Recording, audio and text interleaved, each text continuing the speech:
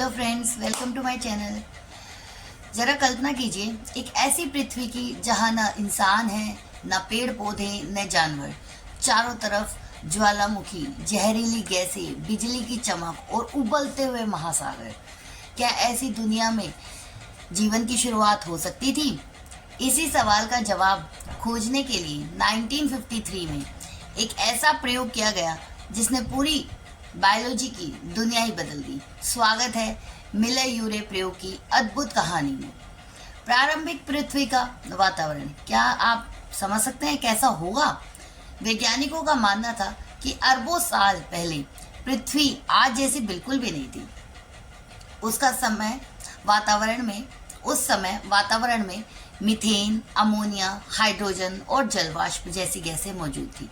Oxygen लगभग नहीं थी। आकाश में लगातार बिजली चमकती थी, ज्वालामुखी फटते थे, महासागर बहुत गर्म थे। कुछ वैज्ञानिकों का मानना था कि इन्हीं परिस्थितियों में जीवन के पहले अणु बने होंगे। एक युवा वैज्ञानिक स्टैनले मिलर और उनके गुरु होराल्ड यूरे ने इस विचार को प्रयोग द्वारा साबित करने का निर्णय लिया। उन्होंने सोचा, क्या प्रारंभिक पृथ्वी की परिस्थितियों में जीवन के आवश्यक अणु अपने आप बन सकते हैं? प्रयोग की उन्होंने व्यवस्था बनाई। मिलर ने एक विशेष कांच का उपकरण तैयार किया। एक फ्लास्क में पानी रखा जो प्राचीन महासागर को दर्शाता था। दूसरे भाग में मीथेन, अमोनिया, हाइड्रोजन जैसी गैसें भरी गई जो उस समय के वातावरण को दर्शाती थी। फिर सबसे रोमांचक भाग शुरू हुआ। उपकरण में बिजली के स्पार्क उत्पन्न किए गए ताकि प्रारंभिक पृथ्वी की बिजली यानी लाइटनिंग को दर्शाया जा सके। प्रयोग के दौरान क्या हुआ होगा? कई दिनों तक यह प्रक्रिया लगातार चलती रही। पानी गर्म होकर भाप बना, भाप गैसों के साथ मिली, बिजली के स्पार्क उत्पन्न हुए, फिर गैसें ठंडी होकर वापस पानी में बदल गई। यह पूरा चक्र बार बार चलता रहा।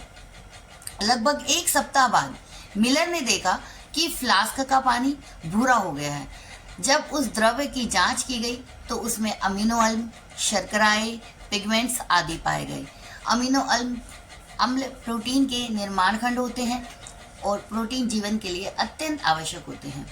यह परिणाम विज्ञान की दुनिया के लिए क्रांतिकारी था। पहली बार साबित हुआ कि साधारण अकार्बनिक पदार्थों से जीवन से जुड़े कार्बनिक अणु प्राकृतिक रूप से बन सकते हैं। हालांकि इस प्रयोग में जीवन उत्पन्न नहीं हुआ, लेकिन उसने यह देखा गया कि जीवन की शुरुआत के लिए आवश्यक रसायन स्वयं पृथ्वी पर बन सकते हैं। क्या आप जानते हैं स्टैनले मिलर केवल 23 वर्ष के थे जब उन्होंने यह विश्व प्रसिद्ध प्रयोग किया। आज भी वैज्ञानिक इस प्रयोग का अध्ययन करते हैं ताकि जीवन की उत्पत्ति